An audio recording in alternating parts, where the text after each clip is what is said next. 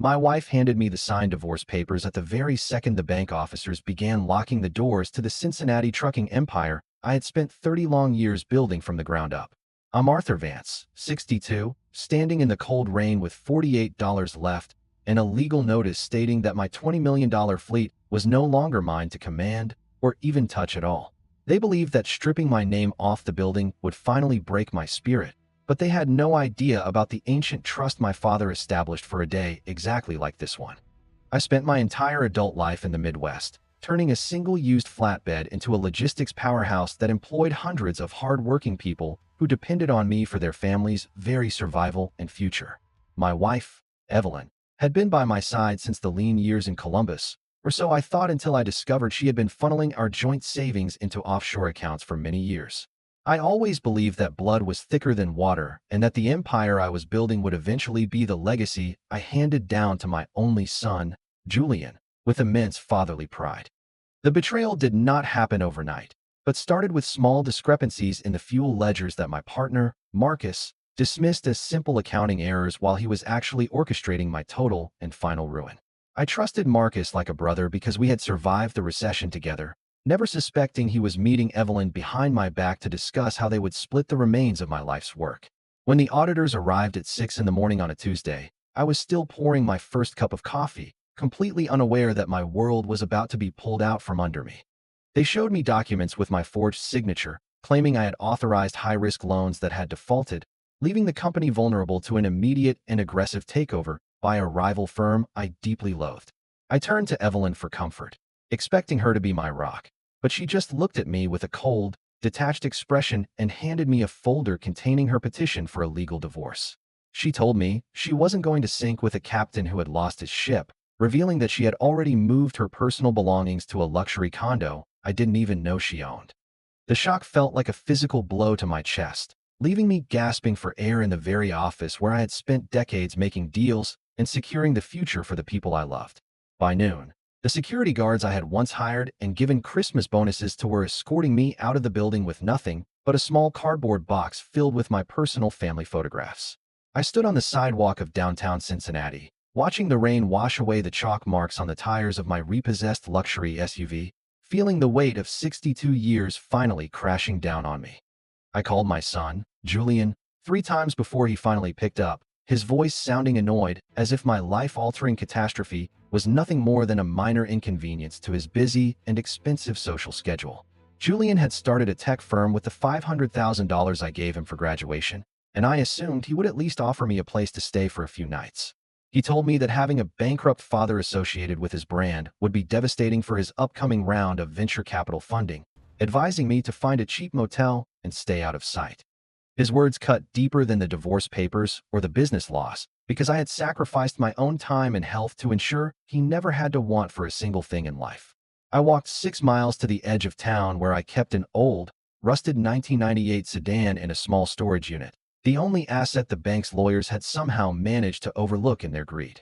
The engine groaned and sputtered as it struggled to life, the smell of old upholstery and gasoline filling the cabin as I sat there wondering how a man could lose everything in 8 hours.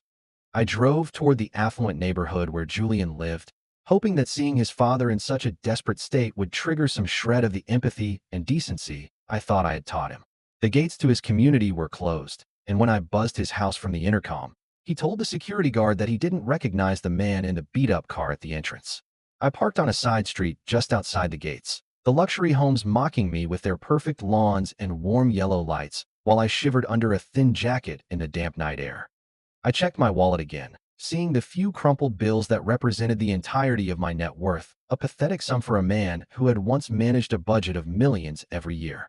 Evelyn had even deactivated our joint credit cards, leaving me unable to buy a warm meal or book a room at even the most basic roadside motel along the dark and lonely Ohio highway. I realized then that my partner, Marcus, had been planning this for at least 3 years, slowly isolating my assets and poisoning my family's mind against me while I was busy running the fleet. He had convinced Julian that I was an old-fashioned relic who was holding back the company's potential, making my own son believe that my downfall was necessary for his own personal and professional growth. As the temperature dropped, I curled up on the back seat of the old sedan, the springs poking into my ribs as I tried to find some small measure of sleep in the darkness. I kept thinking about my father, a humble mechanic who had died with nothing but his tools and a sealed envelope he told me never to open unless I had hit absolute rock bottom. I had carried that envelope in my briefcase for 20 years, and in the chaos of the eviction, I had tucked it into the pocket of my coat, almost forgetting its very existence until now. My father was a man of few words and great secrets, a veteran who had lived a quiet life in a small house, never showing any signs of having any significant wealth or hidden resources. I pulled the envelope out, my hands trembling from the cold and the adrenaline, seeing my name written in his thick, steady handwriting that brought back a sudden wave of painful and heavy nostalgia. Inside was not money, but a single brass key and a set of instructions for a private vault located in a bank that didn't even exist in the state of Ohio or any nearby. The letter said that a man's true character is only revealed when he is stripped of his vanity, and that he had prepared a safety net for the son he knew worked too hard. I didn't understand what it meant yet, but the hope it provided was enough to keep me from giving up entirely as I watched the sun begin to rise over the distant suburban horizon. I used 5 of my remaining dollars to buy a cup of coffee and a stale donut at a gas station, the clerk looking at me with pity as if he smelled the desperation. I spent the morning at a public library, using their computer to research the bank mentioned in my father's letter, discovering it was an exclusive private institution catering to high-net-worth international shipping families. It made no sense that my father, who spent his days covered in grease and oil, would have any connection to such a prestigious and secretive world of global finance and legacy wealth management. While I was researching, I saw a news headline on the local business site announcing that Marcus had officially been named the new CEO of Vance Logistics with Evelyn sitting by his side. The photo showed them smiling, toasted with champagne in the boardroom I had designed, while Julian stood behind them looking like he had finally stepped into the life he felt he truly deserved. I closed the browser tab, my jaw tightening with a renewed sense of purpose that I hadn't felt since I first started my company with nothing but a dream and a single truck. I had to get to Chicago, which was where the private bank was located, but my old car was leaking oil and I only had enough gas money to make it halfway across the state. I spent the next 3 days doing odd jobs for cash at truck stops along the interstate, washing windshields and hauling crates just to earn enough for fuel and a few basic supplies. The humiliation of being a former CEO doing manual labor was intense, but it also reminded me of the grit and determination that had allowed me to build my empire in the first place. I slept in rest areas, staying alert for trouble, while the faces of my wife and son haunted my dreams, their laughter echoing in the silence of the cold and cramped car interior. By the time I reached the outskirts of Chicago, I looked like a vagrant, my clothes wrinkled and my face covered in gray stubble, a far cry from the polished executive I once was. I pulled up to the towering glass building that housed the private bank, the valet looking at my rusted car with utter disgust before I stepped out and straightened my dirty suit jacket. I walked into the marble lobby with my head held high, ignoring the stares of the wealthy clients, and presented the brass key and the letter to the stern-faced receptionist at the desk. Her expression changed instantly from dismissal to profound shock when she saw the emblem on the key, and she immediately picked up the phone to call a senior vice president down to meet. A man in a perfectly tailored suit, who looked like he handled billions of dollars before lunch, approached me with a look of genuine respect and invited me into a private, soundproof office. He told me that my father had been one of the founding silent partners of a global maritime syndicate, a secret he had kept to ensure I learned the value of hard work. The trust was not just money, but a controlling interest in a logistics conglomerate that made Vance Logistics look like a small-town lemonade stand run by children with no real-world experience. The lawyer explained that the trust could only be accessed if I had lost everything else, a condition my father had set to protect the family legacy from being squandered by greed. I sat in that plush leather chair, listening to the figures, realizing that while Marcus and Evelyn thought they had stolen my life, they had actually just unlocked my true and massive inheritance. The first thing I did was hire the most aggressive legal team in the country, giving them one simple instruction. I wanted every single asset Marcus and Evelyn touched to be turned to ash. I spent the next week in a high-end hotel, reclaiming my appearance and working with investigators to track the exact trail of the forgeries that Marcus had used to steal my company. It turned out they had been even more careless than I thought, leaving a digital breadcrumb trail of emails and bank transfers that proved a criminal conspiracy to defraud me of my property. I also discovered that Julian's tech firm was struggling significantly, and he had been using the stolen funds from my company to keep his failing business afloat and maintain his false image. The irony was not lost on me. The son who had rejected me for being a bankrupt burden was now a thief who was desperately clinging to the very money he had helped steal. I didn't reach out to them yet, choosing instead to stay in the shadows while my legal team prepared a series of lawsuits and criminal complaints that would hit them all at once.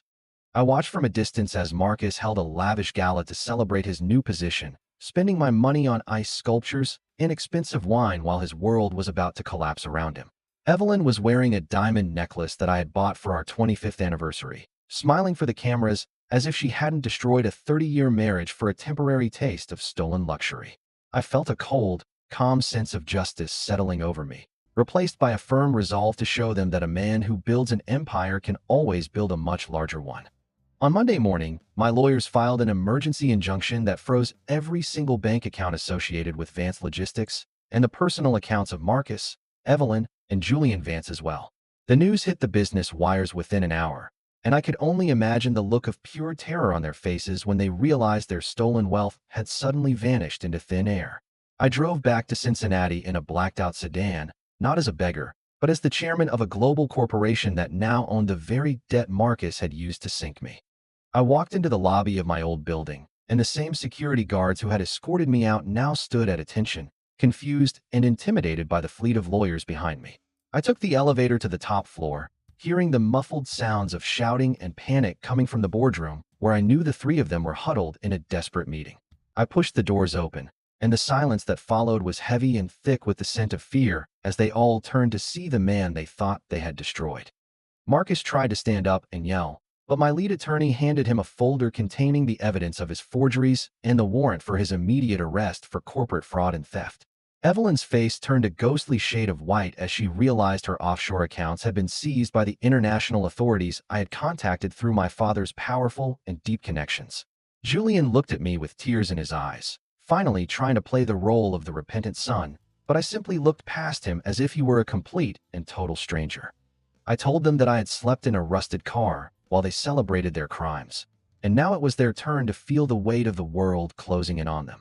The police arrived 10 minutes later, and as Marcus was led away in handcuffs, I felt no joy, only a quiet sense of relief that the truth had finally been brought to light. Evelyn begged for mercy, claiming she had been manipulated by Marcus, but I reminded her that she was the one who had handed me the divorce papers when I was down. I sat back in my old chair, looking out at the city I had helped build, knowing that the empire was mine again, but the family I thought I had was gone forever. I realized that my father's secret wasn't just about the money, but about the lesson that loyalty and character are the only things that truly matter when everything else is stripped away. I sat in the driver's seat of that rusted sedan, shivering as the heater failed, looking up at the warm glow of my son's windows while realizing I was truly and completely alone. Marcus tried to bluff his way out of the handcuffs, claiming the documents were a sophisticated deepfake orchestrated by a disgruntled former employee who had a vendetta against his new leadership and vision. The lead detective didn't even blink as he tightened the metal restraints, informing Marcus that the original signed contracts had been recovered from a hidden floor safe in his private lakefront vacation home. Evelyn began to wail, a high-pitched sound of pure terror that echoed through the glass hallways where she had once walked with the arrogance of a woman who owned the entire world. I watched as the local news crews gathered outside the building, their cameras flashing like predatory eyes as the once mighty Marcus was led into the back of a black police cruiser in shame. Julian stood frozen in the corner of the office, his expensive leather briefcase forgotten on the floor as he realized his bank accounts were now as empty as his hollow and empty promises. My legal team worked through the night, filing the necessary paperwork to officially restore my name as the sole proprietor and founder of the trucking empire I had spent decades building from nothing. But I didn't want to stay in that office anymore, as the air felt heavy with the stench of betrayal and the ghosts of a family that had never really existed at all. I directed my attorneys to begin the liquidation of the old company, selling the assets to a friendly competitor who promised to keep every single one of my loyal employees on the board. With the vast resources of my father's secret maritime trust, I purchased a sprawling historic estate on the outskirts of the city that would serve as my new global logistics operations center today. The bank in Chicago provided me with a personal security detail and a staff of experts who had served my father's interests in the shadows for more than 40 long and profitable years. I discovered that my father hadn't just been a mechanic, but a strategic genius who had helped design the very infrastructure of modern international shipping during the post-war industrial boom years of America. The brass key opened a private vault beneath the Chicago Bank that contained maps, original deeds, and journals detailing a network of influence that spanned across every major port in the modern world. I realized that my small trucking firm had merely been a test of my character, a way for my father to ensure I possessed the grit to lead his true global maritime legacy. Meanwhile, Evelyn was forced to move out of her luxury condo within 48 hours because the title had been purchased with funds that were now officially classified as stolen and fraudulent corporate property. She called me from a burner phone, her voice shaking as she begged me to remember the happy times we spent raising Julian in that small starter home back in the early 90s. I told her that those memories were the only things I had left after she tried to bury me, and then I hung up the phone without giving her a single spare dollar. Julian's tech company was raided by the FBI the following Tuesday, as investigators found that Marcus had been using the startup to launder millions of dollars from my stolen shipping contracts and accounts. My son was facing 10 years in a federal penitentiary, and yet his only concern was whether I would pay for a high-priced defense attorney to keep his name out of the papers. I sent him a copy of the letter he wrote me when I was sleeping in my car, highlighting the part where he said I was a burden to his corporate startup brand. The local papers were filled with stories of the Vance fall, painting a picture of a family destroyed by greed and a patriarch who had returned from the dead to claim absolute justice. I spent my days in the quiet library of my new estate, reviewing shipping manifests for cargo vessels that were currently crossing the Atlantic under the protection of my father's secret maritime trust.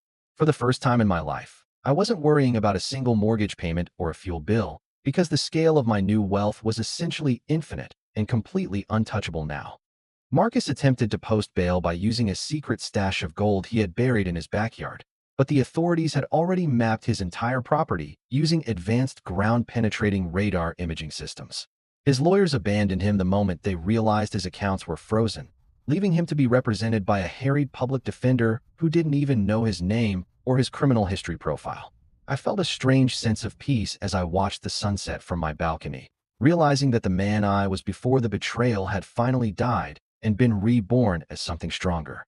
My old employees started reaching out to me, sharing stories of how Marcus had cut their benefits and threatened their jobs the moment I was forced out of the building that cold morning. I made sure that every one of them received a generous bonus from my private funds, ensuring that the people who actually built my first company were taken care of for their life. I hired a private investigator to track Evelyn's daily activities, not out of spite, but to ensure she could never again get close enough to hurt anyone I chose to trust ever again. She was living in a rundown motel near the airport, spending her days arguing with the management over the price of a continental breakfast she could no longer afford to buy or eat. It was a far cry from the five-star resorts in the Caribbean where she used to spend my hard-earned money while planning my downfall with a man she didn't even truly love. I received a letter from Julian's legal team, claiming that he was a victim of Marcus's manipulation and that he deserved a second chance to prove his loyalty to his only living father. I didn't respond to the letter, instead donating the exact amount of money he requested for his legal fees to an orphanage in the city he had always looked down upon with disgust. I wanted him to understand that my wealth was no longer a resource for his vanity, but a tool for repairing the damage that people like him had caused to the world today. The Global Maritime Syndicate officially announced me as their new chairman of the board, sending shockwaves through the international business community and the small town where I had once worked for decades. My father's journals revealed that he had been watching me for years, waiting for the moment when my ambition would collide with the reality of the people I had surrounded myself with daily. He wrote that he wanted me to understand the difference between building a company and building a legacy, and that a legacy requires a foundation of steel and a heart of ice. I began to modernize the shipping fleet, replacing the aging tankers with state-of-the-art autonomous vessels that could navigate the roughest seas without ever needing to pull into a hostile or dangerous port. Every time I signed a multi-billion-dollar contract, I thought about that $48 in my wallet and the cold rain that had washed away my previous life on that Cincinnati sidewalk. Marcus was eventually sentenced to 25 years in a maximum security prison, with no possibility of parole until he reached the age of 87, effectively ending his life as he had known it. On his way to the cell, he looked into a news camera and shouted that I was a heartless monster, but I only saw a man who was drowning in his own greed. Evelyn tried to sue for a larger divorce settlement, but my lawyers presented evidence of her theft from our joint accounts, which led to a countersuit that eventually left her completely penniless. She had to take a job as a night shift clerk at a convenience store, the same kind of place where I had bought my dinner during my week of total homelessness. I drove past that store once, watching her through the window as she struggled to count back change to a customer, but I didn't stop or even feel a spark of pity. I had offered her my life and my heart for 30 years, and she had traded it all for a few $1 million and a man who didn't even value her soul. Julian eventually accepted a plea deal that included 5 years of probation and a lifetime ban from serving as an officer or a director of any public or private company ever again. He was forced to sell his luxury car and his expensive clothing just to pay back the creditors he had defrauded during his short and arrogant time as a tech world boy wonder. He tried to visit me at my estate, but my security team stopped him at the gate, telling him that Mr. Vance did not have any children listed on his authorized visitors list. I watched him on the security monitor, seeing the desperation in his eyes as he looked at the gates, finally realizing that the bridge he had burned was the only one back. I spent my weekends visiting the small grave of my father, thanking him for the lesson he had taught me and the strength he had hidden within that simple, old brass key. I realized that the true secret of the trust wasn't the money, but the peace of mind that comes from knowing you are capable of surviving the absolute worst life can give. My lawyers discovered that Marcus had also been planning to frame me for environmental violations that would have resulted in heavy fines and a permanent loss of my professional operating license and status. He had even tampered with the safety protocols on several of my trucks, putting my drivers at risk just to create a paper trail of negligence that he could use against me. The sheer depth of his malice was breathtaking, and I felt a renewed sense of gratitude for the timing of my father's intervention before anyone had actually been physically hurt or killed. I established a charitable foundation in my father's name, dedicated to providing legal and financial support to small business owners who were facing hostile takeovers by larger, predatory corporate entities and firms. I didn't want anyone else to have to experience the loneliness of a Cincinnati sidewalk in the rain with nothing but a cardboard box and a heart full of broken family dreams. Evelyn's health began to decline under the stress of her new life, and she tried to use her medical bills as a way to guilt me into reopening our old settlement. I instructed my team to pay the hospital directly for her care, but I also made it clear that we would never speak again and that this was my final act. I wasn't being cruel. I was simply being honest with a woman who had shown me that her love had a price tag and a very short expiration date for our family.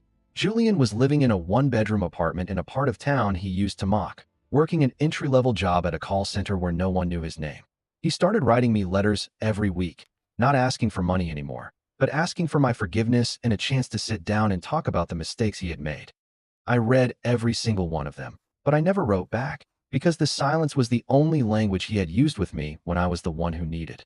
I was busy preparing for a massive expansion into the Asian markets, coordinating with port authorities in Singapore and Hong Kong to establish a new standard for sustainable and efficient maritime logistics. My name was now synonymous with integrity and resilience, a dramatic shift from the stories of failure and bankruptcy that had dominated the local news cycles just a few short months ago. I received an invitation to speak at a national business conference about overcoming adversity, but I declined because I had no interest in sharing my father's secrets with a room of strangers. I preferred the quiet of my office, where the only sound was the ticking of my father's old clock and the humming of the computer monitors tracking my ships across the globe. One evening, Marcus's former secretary reached out to me, offering to testify about the secret meetings she had witnessed between Marcus and Evelyn during the final year of our long-term marriage. She revealed that they had been laughing about how easy it was to manipulate me, calling me a trusting old fool who was too blind to see the daggers behind their smiles. Hearing those words out loud didn't hurt as much as I expected, because I was no longer that man, and their laughter had already been replaced by the sound of prison doors. I gave the secretary a significant reward for her courage, and then I closed the file on Marcus and Evelyn forever, moving on to the next chapter of my new life. I decided to purchase the old building in Cincinnati where my trucking firm had been located, not to reopen it, but to turn it into a community center for underprivileged youth. I wanted to transform a place of betrayal into a place of hope, removing the mahogany panels and the cold glass that had hidden so many secrets from me for so many years.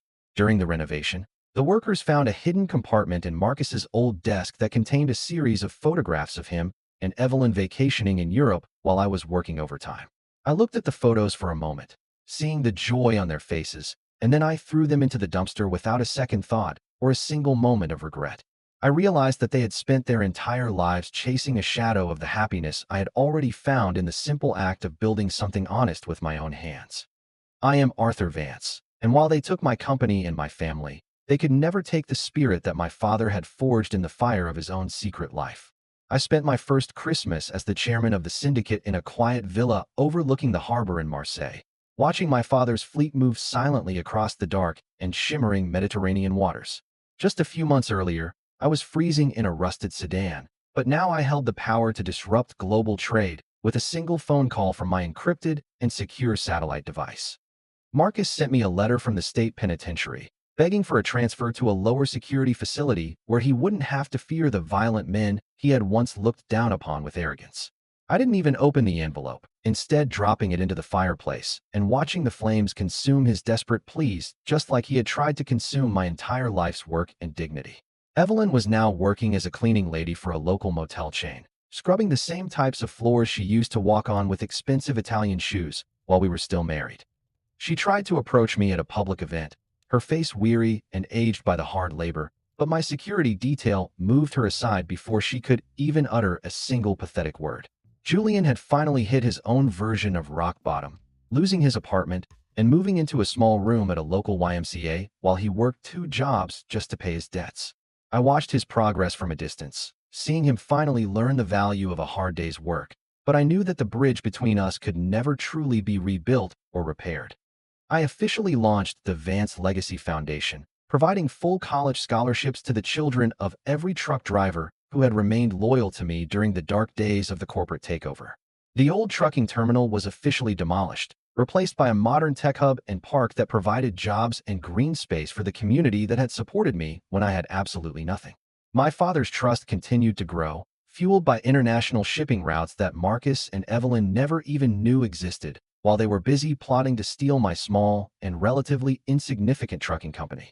I spent millions on a state-of-the-art security system for my estate, ensuring that the peace I had earned would never be interrupted by the people who had once tried to destroy my very life. I received a phone call from an old friend who had witnessed Evelyn begging for a meal at a local diner, and for a split second, I felt a small pang of old sadness. But then I remembered the cold look in her eyes as she handed me those divorce papers at the bank, and the sadness was replaced by a firm and unshakable sense of justice. I hired a team of elite forensic accountants to ensure that every single penny Marcus had hidden in offshore accounts was located, seized, and returned to the charitable foundations I now manage personally. He was left with absolutely nothing but the gray walls of his prison cell and the bitter taste of a betrayal that had ultimately led to his own total and complete professional ruin. Julian started attending night school to learn a trade, finally realizing that the world didn't owe him a living just because he had been born into a life of luxury and unearned corporate privilege. I sent him a book of my father's favorite quotes, but I didn't include a return address, wanting him to understand that my support was now strictly limited to his own personal moral education. My new fleet of ships was now the largest in the Western Hemisphere, transporting essential goods to nations in need and proving that business can be both highly profitable and deeply ethical at once. I visited the small mechanic shop where my father had worked for 40 years, buying the property and turning it into a museum dedicated to the hard-working men and women of the American industry. I sat at his old workbench, feeling the smooth wood beneath my hands, and I realized that he had been preparing me for this responsibility since the day I was born into this world. He knew that power without character was a recipe for disaster, and he had used my own downfall to teach me the most valuable lesson a man of my stature could ever learn. Marcus was involved in a prison fight over a pack of cigarettes, a humiliating end for a man who used to fly on private jets and stay in the world's most expensive luxury hotels. Evelyn tried to write a tell-all book about our marriage, but my legal team quickly shut down the project by citing the ironclad non-disclosure agreements she had signed during our very first legal separation. She was left with no voice and no audience, just a quiet life of regret in a city that had already forgotten she had ever been the queen of a logistics empire in Ohio. I took a trip to the mountains of Vermont, spending a week in a secluded cabin to reflect on the journey that had taken me from a boardroom to a rusted car and back. The air was cold and clean, reminding me of the night I decided to fight back, and I realized that I wouldn't trade that experience for all the gold in my father's vault. It had stripped away the illusions of my life, showing me who my true friends were and giving me the clarity to build a future that was based on reality rather than corporate greed. I returned to the city and began the process of taking the Global Maritime Syndicate public, ensuring that the legacy my father had built would be protected for many generations of workers to come. I was featured on the cover of a major business magazine, not as a victim of a corporate coup, but as the man who had redefined the very meaning of the American comeback story. Julian watched the interview from a television in the break room of his job, and he later told a friend that he finally understood what it meant to be a man of integrity and pride. He didn't try to call me this time, instead focusing on his own work and slowly earning back the respect of the people he had once looked down upon with his youthful heart. I decided to buy the luxury condo that Evelyn had once hidden from me, turning it into a shelter for women who were trying to escape abusive relationships and rebuild their lives today. It was a poetic way to use the very asset she had used to betray me, transforming a symbol of her greed into a sanctuary for those who truly needed a second chance in life. My lawyers informed me that Marcus's health was failing in prison, but I felt no desire to intervene or offer him any comfort as he faced the consequences of his own dark actions. He had made his bed in the cold shadows of deception, and now he would have to sleep in it until the very end of his miserable and lonely days on this large earth. I walked through the halls of my new headquarters, seeing the faces of young men and women who were eager to learn the trade and build a better future for their own growing families.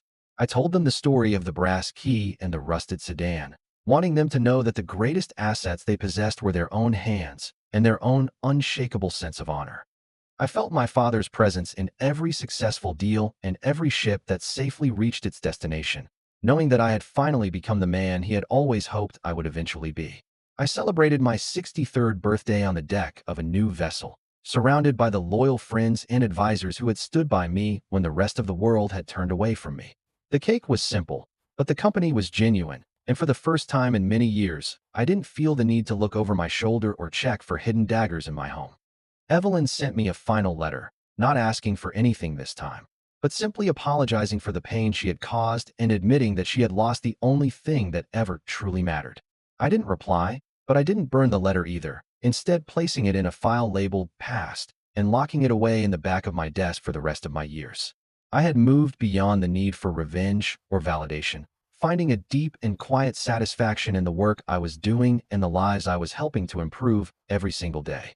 Julian was promoted to a supervisor role at the call center, and he sent me a small photograph of his first paycheck, earned through honest work and a commitment to his new and humble life. I smiled when I saw the photo, seeing a glimpse of the man he could still become if he stayed on the path of hard work and stayed away from the shortcuts of easy. I decided to establish a partnership with the port authorities in Savannah, creating thousands of new jobs and revitalizing a local economy that had been struggling for a very long and difficult time indeed. I was no longer just a trucking executive from Ohio, but a global leader who was helping to shape the future of international commerce and sustainable trade for the entire world to admire. My father's journals became my nightly reading, filled with wisdom that seemed to adapt to whatever challenges I was facing in the modern and complex world of high-stakes international business and global shipping finance. He had foreseen the challenges of the digital age, writing about the importance of human connection and the danger of letting technology replace the core values of trust and individual personal accountability in society. I spent a quiet evening in the library of my estate, looking at the original deeds for the land where my father had been born in a small village far across the deep sea. I realized that our family had always been builders and travelers, and that the trucking company had just been a modern continuation of an ancient tradition of moving the world forward through honest labor. I received news that Marcus had passed away in his sleep, his life ending without fanfare or any of the glory he had once spent so much of my stolen money to achieve for himself. I sent a small donation to the prison library in his memory, a final gesture of a man who had moved past the anger and into a place of profound and lasting mental peace. Evelyn moved into a small assisted living facility, her health continuing to decline, and I made sure her basic needs were met without ever revealing that the money was coming from my own private trust. I didn't want her to feel obligated to me. I just wanted to ensure that the woman I had once loved didn't have to suffer more than she already had in her lonely and bitter life. Julian finally came to visit me at the estate, not as a son looking for an inheritance, but as a man looking to shake the hand of the father he had finally come to respect. We sat in the garden for hours, talking about the weather and the birds, avoiding the topics of the past until the sun began to set over the rolling green hills of my property. He told me he was proud of me, and I told him that I was starting to be proud of the man he was becoming through his own hard work and his own steady character. We didn't hug, but the look in his eyes was enough to tell me that the healing had finally begun, even if the scars of the betrayal would always remain on our hearts. I continued to lead the syndicate with a firm hand and a fair heart, ensuring that the legacy of Arthur Vance and his father would be respected for many decades to come in history. I was no longer the man who stood in the rain in Cincinnati, but that man was always with me, a constant reminder of the strength that can be found in the darkest moments of life. I sat in the boardroom of my new global headquarters, looking at the portraits of the men who had come before me and realizing that I was just one link in a very long chain. I had survived the darkest night of my life and come out the other side with a clarity and a purpose that I never would have found in the easy life of my youth. I was Arthur Vance, 63 years old, standing on the threshold of a new era for my family and the global industry that I now commanded with a quiet and steady heart. I stood in the center of the vault in Chicago, placing my father's old grease-stained wrench next to the gold bars and the original maritime deeds that had changed the entire course of my life. It was a reminder that no matter how high I climbed, I was still the son of a man who knew that the most important tool in any trade is a man's own character. My legal team informed me that the final appeals for Marcus had been exhausted shortly before his death, ensuring that his name would forever be associated with corporate fraud and total and absolute ruin. Evelyn had moved to another state, disappearing into a quiet life of obscurity where no one knew her name or the crime she had committed against the man who had loved her with everything. Julian eventually stopped writing the letters, finally accepting that his father was gone and that he would have to find his own way in a world that no longer offered any easy shortcuts. I took a long drive in a restored version of that 1998 sedan, feeling the hum of the engine and remembering the cold night that had forced me to find my true strength.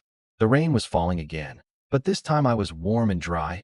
Looking out at the city I had rebuilt with a sense of pride that was no longer tied to my old bank. I realized that the greatest reversal wasn't the money or the power, but the fact that I could look in the mirror and finally respect the man who had stared back at me today. I am Arthur Vance, the master of a global empire and the protector of a legacy that will surely outlast the names of the people who once tried to pull me into the dark. I closed my father's journal and stepped out into the crisp morning air, ready to face the future with the dignity of a man who has lost everything and finally gained the entire world.